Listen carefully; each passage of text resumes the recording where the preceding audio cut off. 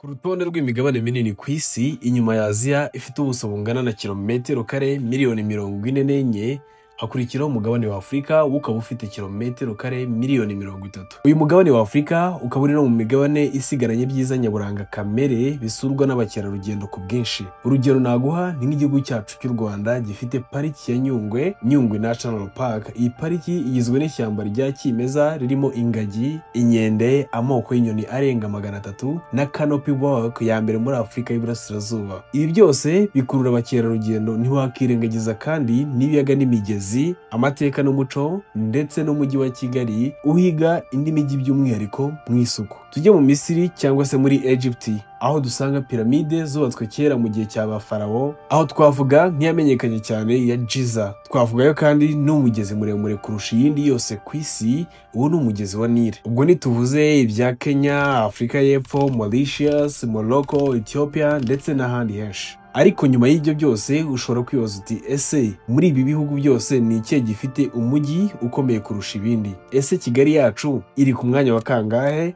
mu mijyi myiza muri Afurika? Ese mu bihugu 10 bya mbere bifite imijyi myiza Kigali yazamo? Muri iki kiganiro ndakugezaho urutonde rw'imijyi 10 ifite ubwiza n'iterambere rihambaye muri Afurika yose. Niba ari ubwa mbere ugeze kuri iyi channel, ndagusaba gukora subscribe kugira ngo ujye ubona video dushyiraho umunsi ku munsi. Nguhaye ikaze.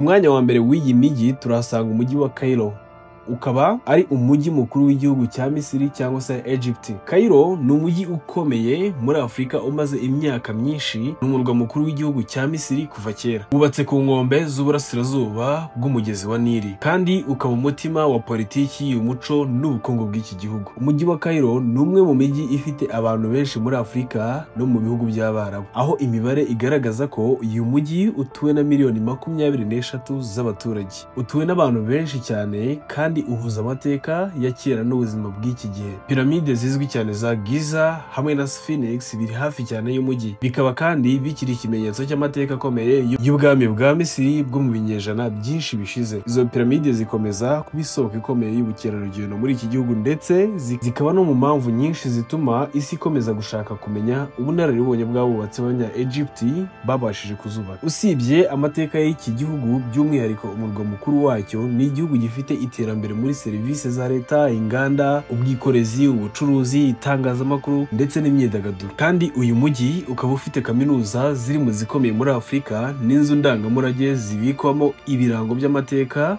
y'igihugu cya Misiri, Egyptian Museum. Ku mwanya wa kabiri w'iyi mijyi turahasanga umujyi wa Lagos, ukaba ari umujyi mukuru w'igihugu cya Nigeria.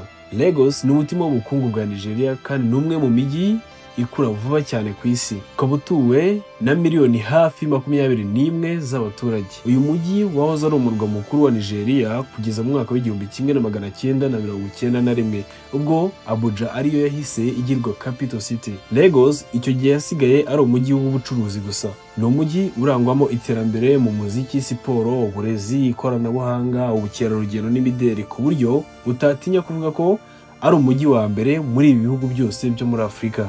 Uyu mujyi wa Lagos wuzuyemo abaturage kandi wubatse ku nkengero z'amazi, bikaba binawugira umujyi mwiza wo kuriramo amafaranga ku bayafite. Ku mwanya wa gatatu w'iyi mijyi turahasanga umujyi wa Nairobi, ukaba ari umujyi mukuru w'igihugu cya Kenya. Nairobi ifatwa nk'umujyi w'ubucuruzi ukomeye mu bihugu byose bigize East Africa, ukaba utuwe n'abaturage barenga miliyoni 5.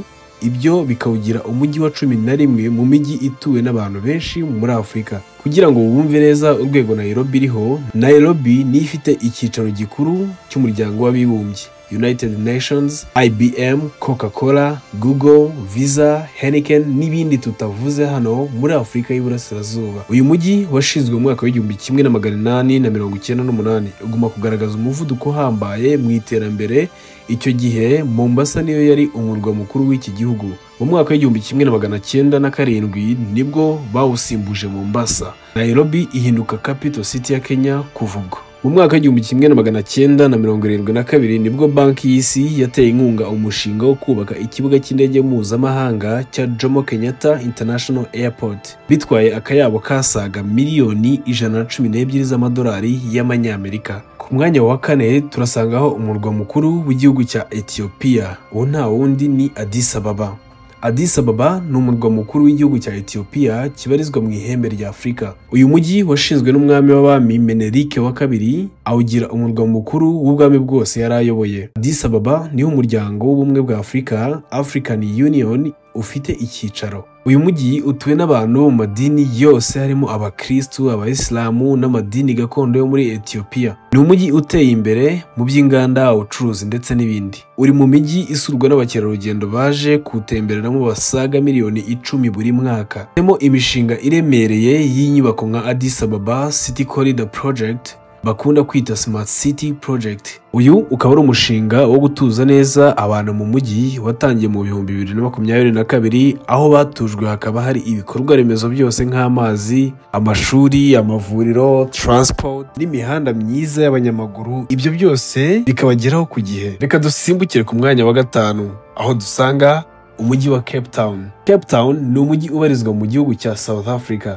cyangwa se Afurika y'Epfo. Ubundi South Africa imijyi mikuru yayo iri mu byiciro bitatu. Umurwa mukuru w'ubutegetsi administrative capital wa Afurika y'Epfo ni Pretoria. Umurwa mukuru w'amategeko cyangwa se legislative capital ni Cape Town. Umurwa mukuru w'ubucamanza cyangwa se judicial capital ni Bloemfontein. Cape Town ni iya kabiri kuri Johannesburg mu mijyi minini muri Afurika y'Epfo. Uyu mujyi ukikijwe n'umusozi uzwi cyane witwa Table Mountain. Ku mwanya wa gatandatu turahasanga umujyi n'ubundi nawo ubarizwa mu gihugu cya Afurika y'Epfo. Uwo mujyi nta wundi twahoze tuvuga haruguru witwa Johannesburg. Akenshi abawumenyereye bakunda kwita Joburg. Uyu mujyi wakomeje kwaguka cyane mu mpera z'ikinyejana cya 19, none ubu niwo mujyi munini muri Afurika y'Epfo. Nk'uko nabikubwiye hejuru, ugereranyije n'indi mijyi ikomeye ya kera, umujyi wa Johannesburg ni muto mu myaka kandi wubakiye ku mutungo ukomoka ku bucukuzi bw'amabuye y'agaciro. Uyu mujyi ucumbikiye ibiro bikuru by'ibigo bikomeye, ibigo by'imari. Ni n'umujyi ukomeye ku muco n'amateka ya Afurika y'Epfo kuko ubarizwamo ingoro ndangamurage y'amateka ya apartheid. Mu mwanya wa karindwi hariho umujyi wa Casablanca, ukaba ari umujyi w'igihugu cya Maroc.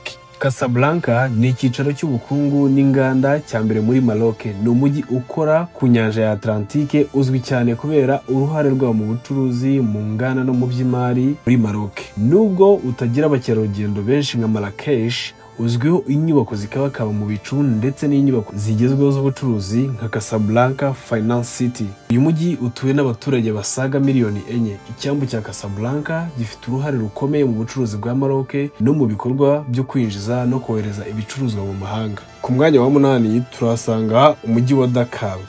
Uyu ni umurwa mukuru w'igihugu cya Senegal, ukaba ari nawo mujyi mugari muri iki gihugu.